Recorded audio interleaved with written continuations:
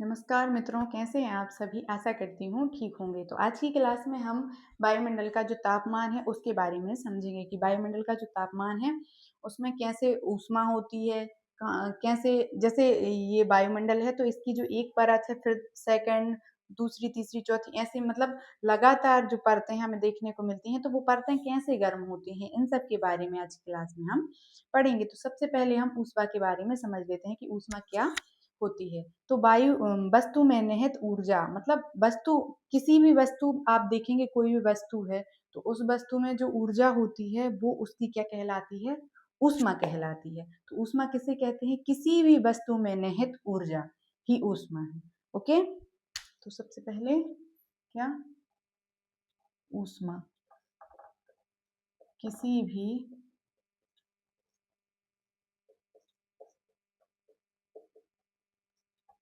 वस्तु में निहित ऊर्जा ही ऊष्मा है। ओके, मतलब आप कोई भी वस्तु देखेंगे जो उसमें उसकी ऊर्जा होती है तो वो क्या कहलाती है? ऊष्मा कहलाती है। अब बात करते हैं तापमान के बारे में। तो तापमान क्या होता है? वस्तु का ठंडा होना या गर्म होना। किसी भी वस्तु का ठंडा होना या गर्म होना, इसको डिग्री में मापते हैं। वो क्या कहलाता है? तापमान। जैसे कोई भी वस्तु है, यदि आपने कोई भी वस्तु धूप में रख दी तो वो गर्म हो जाएगी, और जब वो गर्म हो जाएगी तो वो उसका जो है तापमान कैसा हो जाएगा? उसका तापमान बढ़ जाएगा, अधिक हो जाएगा। तो उसे जब हम किसी मतलब उसे हम क्या किस में मापते हैं? डिग्री में मापते हैं। तो तापमान को किस में मापा जाता है? डिग्री में मापा जाता है। तापमान क्या है?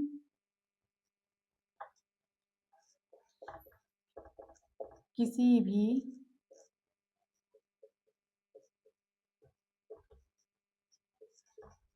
वस्तु का ठंडा या गर्म होना क्या कहलाता है?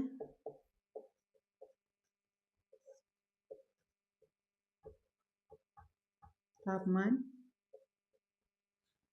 कहलाता है। इसे हम किस में मापते हैं? डिग्री में मापते हैं। इसे किस में मापते हैं? डिग्री में मापते हैं। तो अब हम बात करते हैं ऊष्मा के बारे में या तापमान बढ़ने की विधियों के बारे में। तो क्या? तापमान बढ़ने की विधियां, मतलब इससे आशा है कि जो तापमान है वो कैसे कैसे बढ़ता है उसके बारे में आज हम समझेंगे। तो सबसे पहले आप देखेंगे कि विकिरण विकिरण क्या होता है। जैसे क्या है सबसे पहले नंबर पे? विकिरण। तो आप देखेंगे कि ये जैसे ये सूर्य है,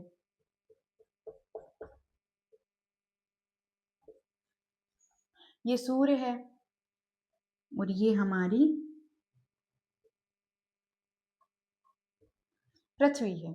तो ये सूर्य है, ये पृथ्वी है। यहाँ से जब तापमान सूर्य से निकलेगा, किरणें सूर्य की, तो हमारी पृथ्वी पर तापमान पहुंचेगा।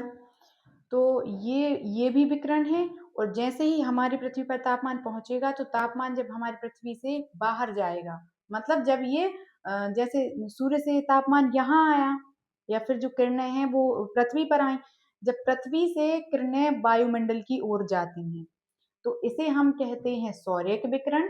और पृथ्वी से जब किरणें बाहर की ओर मतलब वायुमंडल की ओर जाती हैं तो उसे हम क्या कहते हैं? पार्थिव विकिरण। उसे हम पार्थिव विकिरण क्यों कहते हैं? क्योंकि ये जो पृथ्वी है, इससे जब ऊष्मा निकलती है और वायुमंडल की तरफ जाती है तो उसे हम पार्थिव विकिरण कहते हैं, या फिर इसे कहते हैं हमें लघु तरंगें। और जब हमारी पृथ्वी से वायुमंडल की ओर जाती हैं तो इन्हें हम कहते हैं दीर्घ तरंगें। कौन सी? दीर्घ। और ये कौन सी हैं? लघु। और ये है सौरिक विकिरण।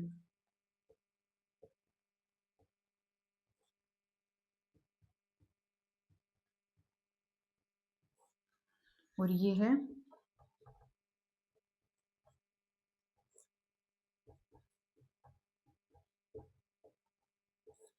पार्थिव विकिरण। ये लघु तरंगे हैं और सौरिक विकिरण है। ये दीर्घ तरंगे हैं और पार्थिव विकिरण है। जब जब आप देखेंगे कि जो लघु तरंगे हैं, सौरिक विकिरण जब हमारी पृथ्वी पर आता है तो उससे पृथ्वी गर्म होती है। और जब ये हमारी पृथ्वी से जब वायुमंडल की तरफ किरणें जाती हैं या ऊष्मा जाती है, तब भी हमारी पृथ्वी गर्म होती है और वायुमंडल गर्म होता है। और इसके मुकाबले इस क्रिया के द्वारा हमारी पृथ्वी और वायुमंडल अधिक मात्रा में गर्म होता है। तो विकिरण क्या होता है? विकिरण यही है, सूर्य से निकलने वाला प्रकाश जो पृथ्वी तक आता है वो सौरिक विकिरण है, या फिर कहीं लघु तरंगों के द्वारा होता है। और हमारी पृथ्वी से जो वायुमंडल की तरफ जो किरणें जाती हैं, जो तापमान जाता है, उसे हम क्या कहते हैं? पार्थिव विकिरण या दीर्घ तरंगे कहते हैं।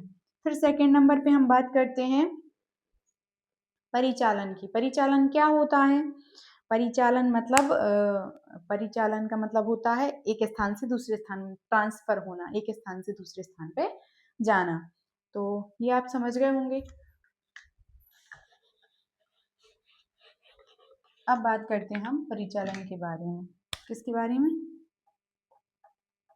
परिचालन।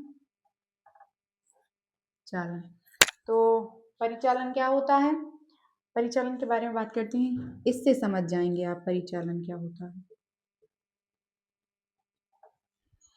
ये आप समझ लो, जैसे ये एक परत है माना कि, और ये इसमें कण है। तो जब एक कण गर्म होगा, फिर वही दूसरे स्थान पे जाएगा तो दूसरे को गर्म करेगा, फिर ऐसे ऐसे यही प्रक्रिया लगातार चलती रहेगी। तो ये आगे तक बढ़ता जाएगा, और पहले यहाँ गर्म था और यहाँ ठंडा था, फिर यहाँ पे गर्म है और यहाँ पे भी गर्म हो गया। ओके, तो ये अवस्था होती है परिचालन। परिचालन में क्या होता है? गैसों के जो कण होते हैं, गैसों के जो कण होते हैं वो गर्म होकर दूसरे कणों में ऊष्मा का स्थानांतरण करते हैं। तो ये जैसे कण है, तो ये गर्म हुए, ये एक स्थान से दूसरे स्थान पे, मतलब दूसरे कणों में, गैसों के दूसरे कणों में उसका ऊष्मा का जो है स्थानांतरण करेंगे। तो ये अवस्था क्या होती है? परिचालन होती है। फिर तीसरे नंबर पे बात करते हैं संवहन। क्या? संवहन। संवहन क्या होता है? संवहन धाराएं होती हैं। स्थान परिवर्तन मतलब आप देखेंगे कि जैसे भी किसी स्थान पे बहुत अधिक गर्मी, आपको तापमान अधिक देखने को मिलेगा। तो जैसे जैसे तापमान में अधिकता आपको देखने को मिलेगी, तो वो जो स्थान है वो स्थान गर्म होगा। और जैसे ही वो स्थान गर्म होगा तो उस स्थान की जो है एक प्रकार से यदि आप कहें वायु, तो जो वायु है वो भी गर्म होगी। और जब वो वायु गर्म होगी तो वो हल्की हो जाएगी। जैसे ही वो हल्की होगी तो वो ऊपर की ओर उठेगी। ऊपर की ओर उठेगी तो वो जो स्थान है वो खाली हो जाएगा। जब वो स्थान खाली हो जाएगा तो ठंडी वायु या फिर दूसरे क्षेत्र की वायु उस स्थान को भरने के लिए उस स्थान पे उसका स्थान ग्रहण कर लेगी। तो जो संवहन है, वो जो संवहन है, संवहन धाराएं मतलब आप समझें कि ये जैसे एक स्थान ये गर्म हो गया, एक मिनट,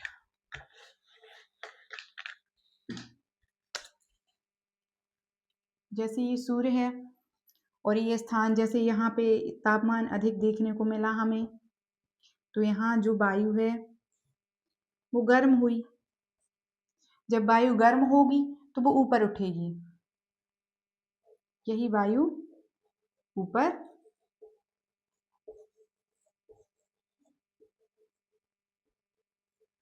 ऊपर उठेगी। जब ये वायु गर्म होकर ऊपर उठेगी, हल्की होगी, तो दूसरे स्थान से आप देखेंगे कि यहाँ की जो ठंडी वायु है वो इस स्थान को भरने के लिए यहाँ से ऐसे इस तरह मूव करेगी। ओके, तो संवहन धाराएं क्या होती हैं? ये कि किसी स्थान पे गर्म होने पर वहां की वायु गर्म होती है, और जैसे ही वो गर्म होगी तो वो हल्की होगी। तो हल्की होगी तो वो ऊपर उठेगी और दूसरे स्थान की जो वायु है वो उस स्थान को भरने के लिए आएगी। तो संवहन धाराओं के कारण भी जो है वायुमंडल गर्म होता है। फिर बाष्पीकरण। बाष्पीकरण आप समझे कि बाष्पीकरण क्या होता है?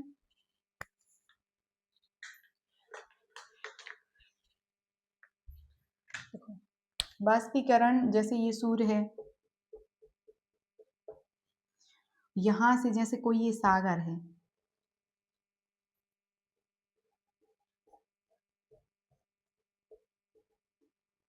इसमें जल है, सूर्य की किरणें निकली, जल पर पड़ी, जैसे ही जल पे पड़ी तो इसको ऊष्मा अधिक मिली। तो जब ऊष्मा अधिक होगी तो इसकी जो है, इस जल की जो है वाष्प बनना शुरू हो जाएगी। इस जल की जब भाप बनेगी तो वो यहीं तो रहेगी नहीं, ऊपर की ओर उठेगी ऐसे। जैसे ही ऊपर की ओर उठेगी, जैसे ही जब ये ऊपर की ओर उठेगी भाप, तो इसका क्या बनना शुरू हो जाएगा, यहाँ पे इसके बादल बनेंगे, फिर उन्हीं बादलों से संवहन धाराओं के द्वारा संघनन होगा, फिर बूंदे बनेंगी, फिर बारिश होगी। तो ये क्या है, वाष्प है। वाष्प के कारण भी जलवायु जो है गर्म हमें देखने को मिलती है, या फिर कहीं वायुमंडल जो है गर्म हमें देखने को मिलता है। तो इन सब क्रियाओं द्वारा, किन किन क्रियाओं द्वारा, विकिरण द्वारा हमने आपको बताया, सौरिक विकिरण, पार्थिव विकिरण, ये दोनों विकिरण बताए, लघु तरंग और दीर्घ तरंग। फिर परिचालन, परिचालन हमने आपको क्या बताया, एक कण के द्वारा दूसरे कण से ट्रांसफर, मतलब एक कण से दूसरे कण में ट्रांसफर, किसका, ऊष्मा का। और संवहन, संवहन धाराएं हमने आपको बताई। और चौथे नंबर पे है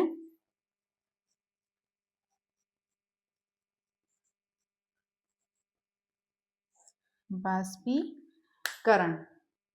तो वाष्पीकरण के द्वारा जो है वायुमंडल का जो तापमान हमें देखने को मिलता है वो अधिक होता है। तो आपको यदि क्वेश्चन देखने को मिल जाए कि वायुमंडल जो है कैसे गर्म होता है, और वायुमंडल पर वायुमंडल का जो प्रत्येक हिस्सा है वो कैसे गर्म होता है, किन किन विधियों के द्वारा उसमें तापमान में वृद्धि या कमी देखने को मिलती है, तो उसके मुख्य कारण आप देखेंगे यही है। एक तो विकिरण के द्वारा, फिर परिचालन के द्वारा, संवहन के द्वारा और बाष्पीकरण के द्वारा।